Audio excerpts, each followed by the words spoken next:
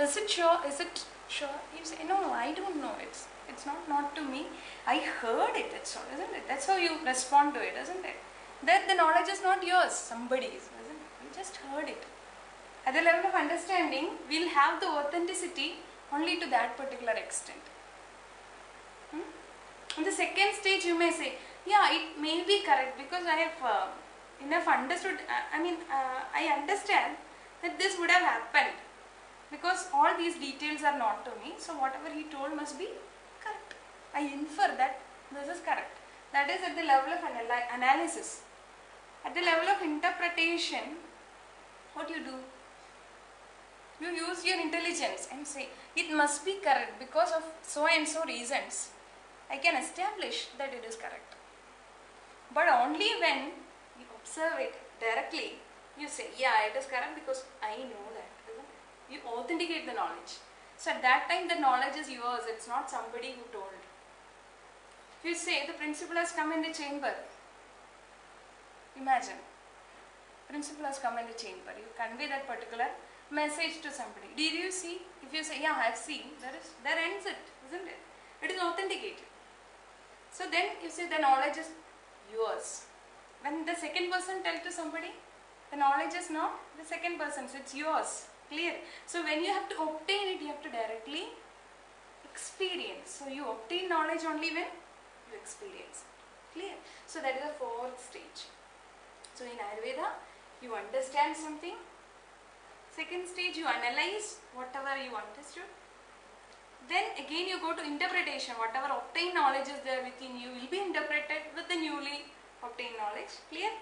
And then you have to practically experiment and then experience it. Then only the knowledge becomes complete. Then you can say, I studied a particular topic in Ayurveda. Until and unless you do that, the knowledge is not obtained. You did not study Ayurveda at all. So only a student is, deserves to say as I am a student of Ayurveda when he goes through all these four stages. Clear? So that is the proper way. That is why people keep speaking that we are not at all reaching to a part of Ayurveda or a drop of Ayurveda. Even if you try from the starting of our life, because how much you can experiment, isn't it? So this is how the system of studies in Ayurveda becomes almost complete. So in the first very word of Ayurveda, you come to know what to study, how to study, and how to develop the knowledge in Ayurveda. So decide today that when you are going to study Ayurveda, you are going to understand about Ayurveda in these four particular domains of knowledge. I think you are clear about. Now we shall combine. Now we took two words and then we explained both the words in two different ways. That's not the way. When a word is a samastabadam, a combined word, we need to know what happens when they get combined. So shall we combine those two? Okay.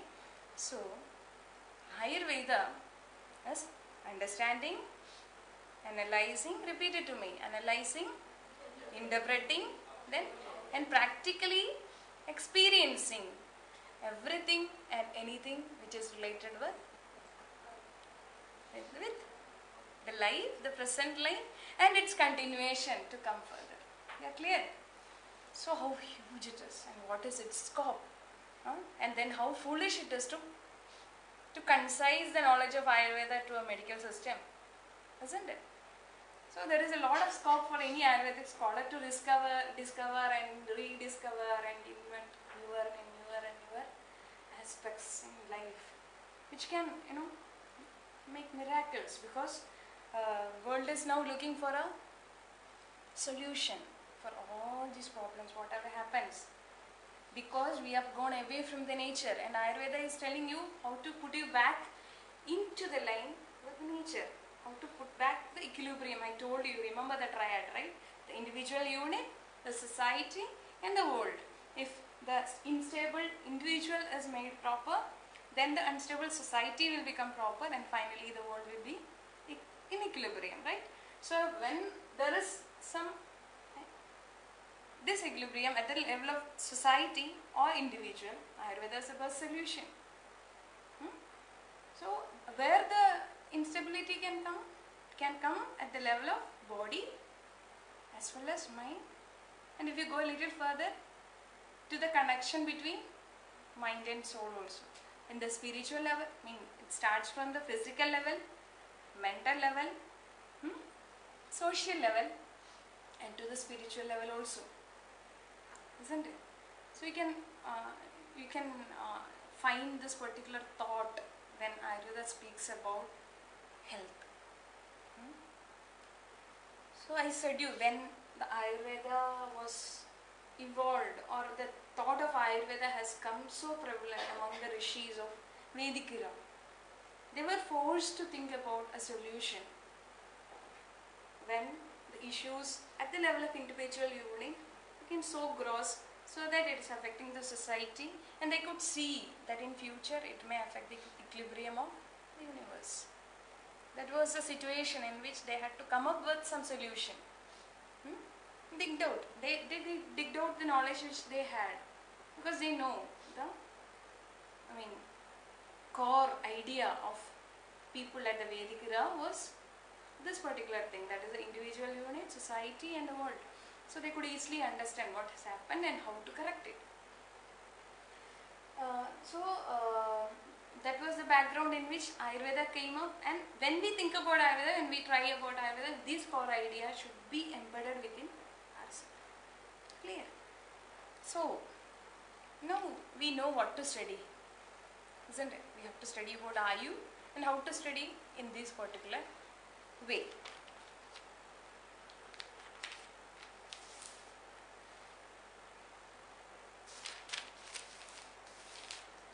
So, now let us see how the word, how the system of Ayurveda has been originated. When the knowledge is of life, the knowledge of life should start with life, isn't it? Isn't it? There cannot be a fine morning that the people start knowing about life. Knowledge of life should start with life, of course, but our thinking is not in that particular way.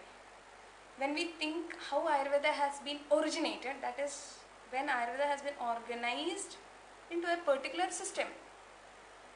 When the systematic way of thinking in Ayurveda has come up, that is our question. It is not that when a fine day morning somebody has come and he has written some Samhita and Ayurveda originated. That is not the thing. Clear? So how it has been systematically arranged? How it happened? In ancient India, people know it. The best way to convey the idea is through stories, isn't it? Everybody likes to hear stories. If they don't understand it also, we laugh, isn't it? We enjoy hearing stories, and whatever we enjoy will be conveyed to others. It will go on, isn't it? Even if it is not documented. This method is seen in Veda, in Upanishads, in Puranas, everywhere. Even in Panchadantram, isn't it? Most recent, whatever you find in Sanskrit, is Panchadantram. All through these eras, and even in other civilizations, you can find complicated ideas being conveyed to others through stories. Here also we can find a beautiful story which people will like laughing hearing it. It is called as Ayurveda Avataranam, the descent of Ayurveda. So, okay, as we are not here to hear some stories, our attitude is to explore and dig out, isn't it? So, we shall try to dig out something from that particular story also. Okay, so the story goes like, what happened? Know that. Like when there was some disturbance in the society and people started getting more diseases, there was a conference among the rishis, and then they decided a particular person called Bharadwaj to go to Indra to acquire the knowledge of Ayurveda. Indra acquired it from Ashwini Kumaras, and Ashwini Kumaras obtained it from Daksha Prajapati, and Daksha Prajapati got it from Brahma. And Brahma, he did not create, instead he remembered it, isn't it? That is how it is, the verse is told. Brahma smritva ayusho vedam prajapati majigrahat. Swashino, Tau Sahasraksham, Te Triputradigan Munin, Te Agniveshadigan Stetu, Prathak Tantrani Tenide. That is how the verse goes. Okay, that story is there.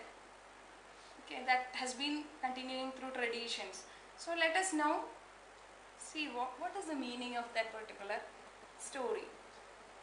So now we know the situation in which all the rishis had to conduct a conference at Himalayas, isn't it?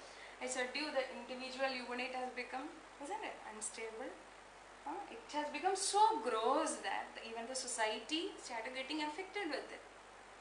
When the society has become unstable, definitely they know that in future what happens, the world will lose its equilibrium, and there can be, what happens if one individual gets some disorientation, the effect from that individual to the world may be minimal, isn't it? One individual, two individuals, maybe a group of individuals. But imagine if some problem happens to the equilibrium at the level of world, a minimum response is enough to destroy a large amount of individual units, isn't it? That was the fear in which rishis got, they decided to conduct a conference at the valleys of Himalaya so that they can understand, they can analyze, and they can find a solution out of it. This, I think, this background is. Now let us see them in our mind. Imagine them, how they are sitting over there. They are not normal, as we people are, of course. They have got a very clear mind without any selfish motives. That is very important. Because they are devoid of any attachment or devoid of anything. They don't have any selfish motives. Their only wish is to, maintain the equilibrium in the world so that the life can proceed happily in the world. That was the only idea. So they all sat together and they started sharing the thoughts they had among them. Clear?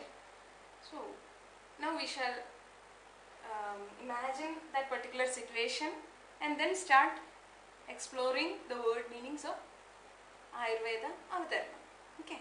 So I said you Ayurveda Avataranam starts with Brahma, isn't it?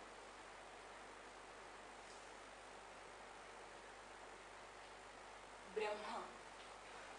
If you don't know the word meaning, what to do? You have to think about its root, isn't it? So here the root is Brihat. Brihat is to grow, to evolve. Clear? So the word Brahma means to grow, to evolve. So what to grow, what to evolve? Okay, let us think in the next stage. So Brahma, then goes Daksha, Prajapati,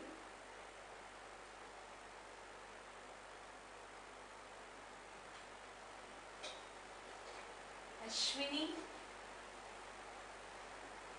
Kumarau. They are two, isn't it? Then Indra. Then comes Bharadwaja, etc. etc. Isn't it?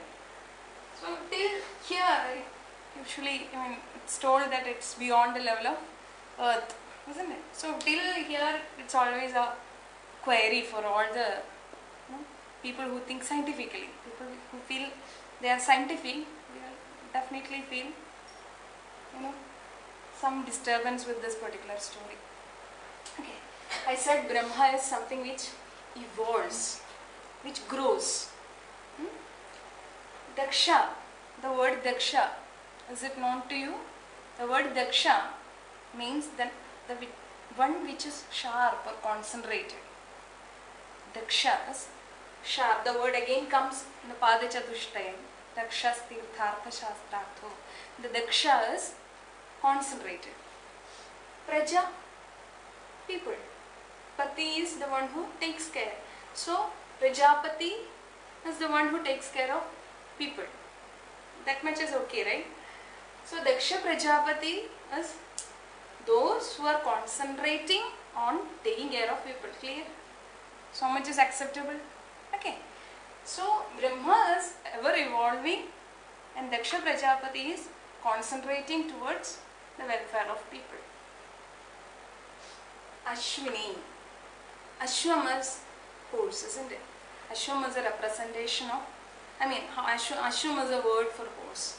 Usually horse is a representation of senses, indriyas. You know the Ratha Kalpana, very famous Ratha Kalpana in Kathopanishad, which is being repeated in Gita and furthermore, you know, in that Indriyani Hayaniyahu, all the Indriyas are said to be horses. You know the Ratha Kalpana, in Ratha Kalpana, the body is said to be the Ratham. Atmanam Rathinam Vidhi, Shariram Rathamevacha. Buddhim tu Sarathim Vidhi, Mana Pragrahamevacha. Indriyani Hayaniyahu. So the body is the chariot. And the one who, the horses are Indriyas. The thread is the mind, and the one who controls the thread is intelligence, and the one who sits in the chariot to move further is Atma, the soul, oneself. That is how the body is being beautifully explained in Upanishads, which is continuing even in all the systems of Indian philosophy and even medicine. It is accepted. So here also, so Ashwin, Ashwino as a word we can take. It's our own interpretation. I said we have everyone has given liberty to interpret in their own viewpoints. Until and unless it obstructs the core idea that it is for the welfare of the people. So here we can interpret that the word Ashwino refers to the sense organs. Sense organs, why two? Because sense organs are in two groups. One is Jnanendriya, and another one is Karmendriya, isn't it? So Ashwinau refers to Jnanendriya as well as Karmendriya. You're getting my point, right? Then comes to the next Indra. So Indra is a word which says who controls, who possesses, who rules upon. Indriyas is Indra. Indra is the one who uses Indriya. Indrasyayam, Indriyam. So, who uses Indriyas? What gets connected with Indriya? The one which gets connected with Indriya is mind. The one which controls Indriya is mind.